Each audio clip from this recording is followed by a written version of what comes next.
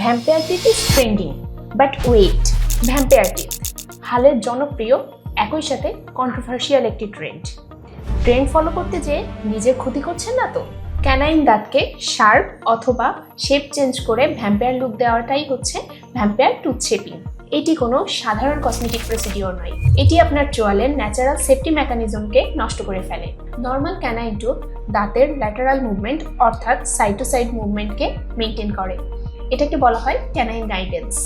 এছাড়া ক্যানাইন দাঁত temporomandibular joint এবং মাসেলকে স্থিতিশীল রাখে। গাইডেন্স নষ্ট হলে টেম্পোরোম্যান্ডিবুলার জয়েন্টের উপর অস্বাভাবিক একটা প্রেশার পড়ে। এই প্রেশারের কারণে বিভিন্ন রকম সমস্যা হতে পারে, যেমন মাসেল পেইন, জয়েন্ট পেইন, চোয়ালে ক্লিকিং সাউন্ড, এছাড়া হেডেক, ব্রুক্সিজম যেটাকে দাঁতে দাঁতে ঘষা লাগা বলা হয়, এরকম অনেক কিছুই হতে পারে। এছাড়া ক্যানাইন শার্প থাকার কারণে সফট টিস্যু যেমন ঠোঁট, গাল এবং জিহ্বা কেটে যেতে পারে, ইনজুরি হতে পারে।